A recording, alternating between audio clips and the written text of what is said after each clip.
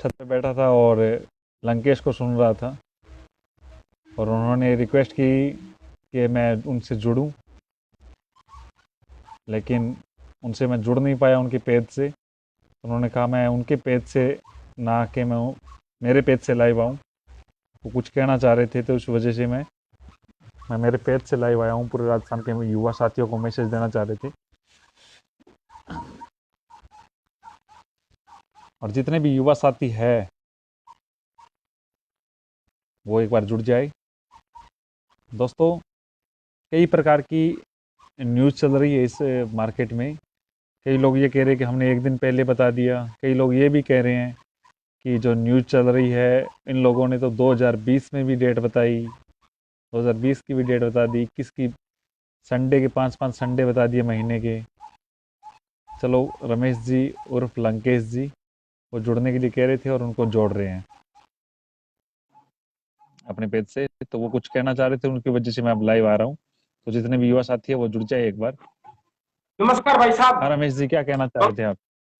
बहुत प्रयास किया आपको जोड़ने के लिए, क्योंकि जब भी मैं डिमोटिवेट होता हूं तब आपको याद करता हूं। चाहे बीएड बीएसटीसी विवाद वाला मामला हो, तब बहुत डिप्रेशन में चला गया था, काफी दुख हुआ, तब आपको याद किया।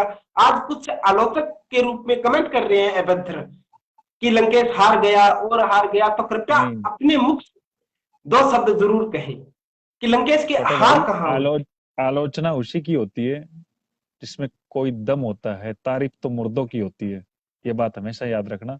आप अच्छा प्रयास कर रहे हैं, युवा हित में कर रहे हैं। और मैं दूसरी बात, आपसे एक ही कौन हार मांगता हूं भाई गया? साहब। जब हमने हमने स्पष्ट कहा है पूरे राजस्थान को कि जून लास्ट में या जुलाई में, आज पूरी माथापच्ची इन 4 डेट पे ही चल रही थी।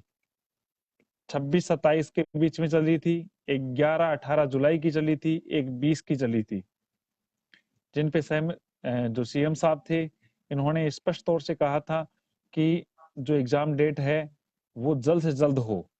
तो जल्द से जल्द जो डेट बन रही थी वो 20 तारीख लास्ट बनी थी। और जुलाई जाती तो जुलाई के 2 वीक, पहले वीक को छोड़, पहले संडे को छोड़ के अगले 2 संडे पे जुलाई पे सहमति बन रही थी। हमें सब कुछ पता था इन चीजों में। पूरे राजस्थान को पता है कि कौन क्या बता रहा है। कई लोगों ने आज से पहले ये कहा था 5 से 10 दिन से ज्यादा डेट नहीं जाएगी, मैं आंदोलन कर लूंगा, वो कर लूंगा, फलाना कर लूंगा, ढिकना कर लूंगा। करने में कुछ नहीं है उनके पास। फिर उन्होंने मई की 4-5 डेट बता दी, फिर उन्होंने ट्वीट डिलीट किए।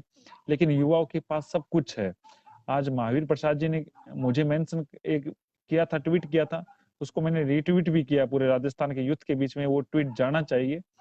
सभी को पता होना चाहिए कि कई लोग इतनी डेट्स बता के, जिनको खुद को कुछ नहीं पता, ऐसे राजस्थान का कोई भी युवा बता देगा वो। भाई आप साहब, आप बता दो दोस्तों, आप जो लोग लाइव देख रहे हैं, 500-700 लोग जो लाइव देख रहे हैं,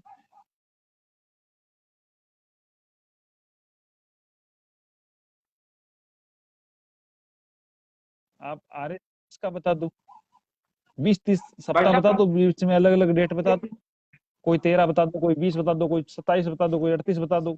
इनको डेट का तो पता ही नहीं है कि महीने में कितने इन्हीं महाशय ने। एक चीज और क्लियर करता हूँ, मेरी बात सुनो। एक अजीब विडंबना है, इसी महाशय ने 2000 शायद तक 18 की या 19 की बात है, इन 19 की महाशय ने बात है। 30 फरवरी भी बताई थी। हाँ, इस महाशय ने 30 फरवरी भी डेट बताई हुई है।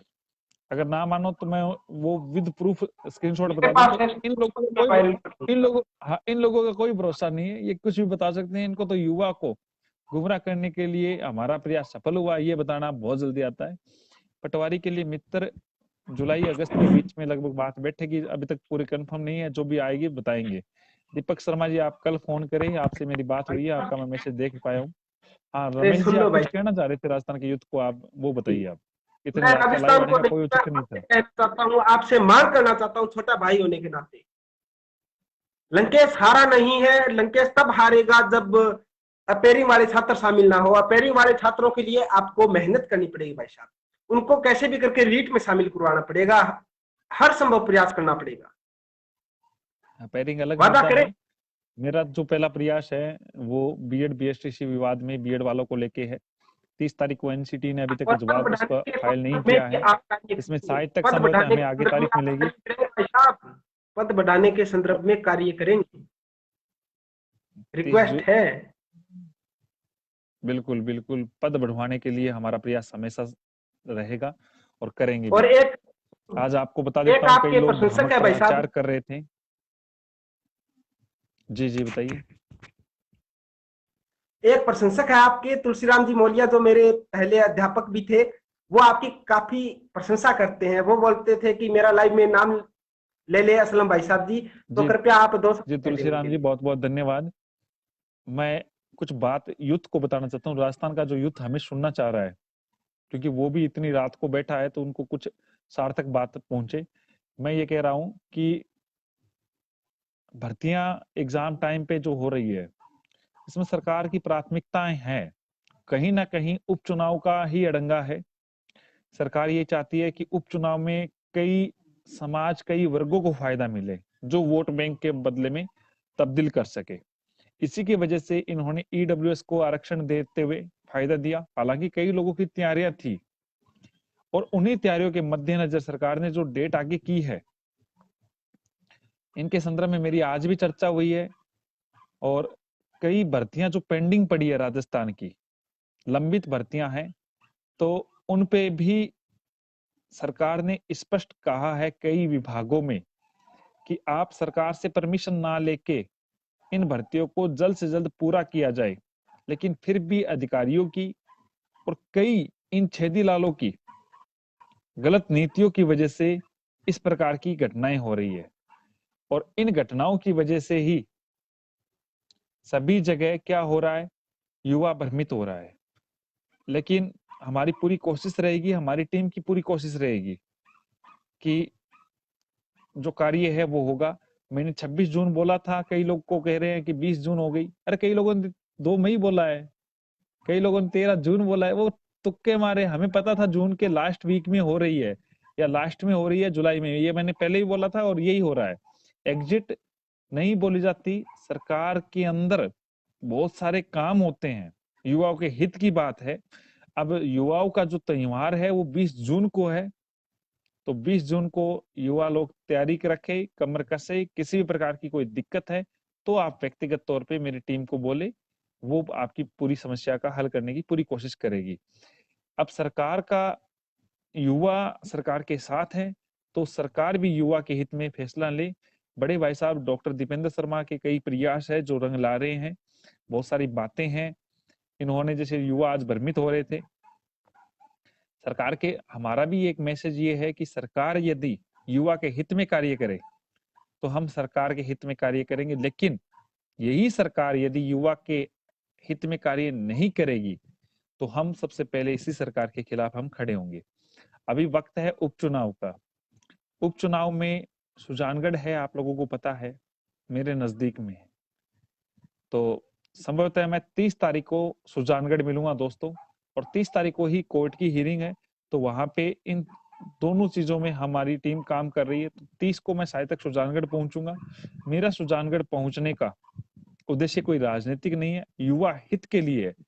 मैं कोई नेता नहीं उतार रहा हूं, मैं कोई कैंडिडेट नहीं उतार रहा हूं, लेकिन हम ये चाह रहे हैं कि सरकार से कुछ काम करवा सके, उन्हीं के हित में हम अपना काम करवा रहे हैं। और बहुत बहुत धन्यवाद, आप लोग जुड़े थे। पद बढ़ाने की हमारी पूरी कोशिश रहेगी। कंप्यूटर टीचर की जो भर्ती है उसके में मैटर भी काम करेंगे। एडिशनल की जो लोग हैं उनको कतई घबराने की आवश्यकता नहीं है, एसएलपी दायर कर दी जाएगी सरकार की तरफ से। और मैं इस मैटर पे चर्चा कर चुका हूं, एडिशनल वाले मुद्दे पे। तो एडिशनल वाले कोई बाहर नहीं होंगे। बहुत बहुत धन्यवाद आप लोग जो सुन रहे हैं मुझे। इसके अलावा 2018 के वरिष्ठ अध्यापक परीक्षा में जो पद खाली हैं उनको भरवाने की हमारी प्राथमिकता रहेगी। 2016 जो अभी डीबी में चैलेंज करने की बात चल रही है, तो उसको भी हम कोशिश कर रहे हैं कि सरकार उन 2016 को फैसले को रिव्यू करे।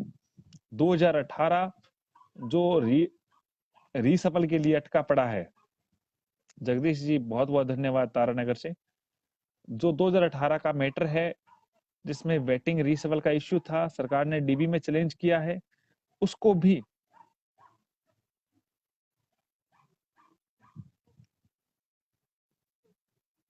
बिल्कुल आप चिंता ना करें दीपक ब्याना जी, कसम नहीं देते, मैं समझ सकता हूँ आपकी बात को। तो 2018 के उसको जो डीबी में चैलेंज किया उसको भी विड्रॉ करवाने की हम कोशिश कर रहे हैं, हमारी बात चल रही है।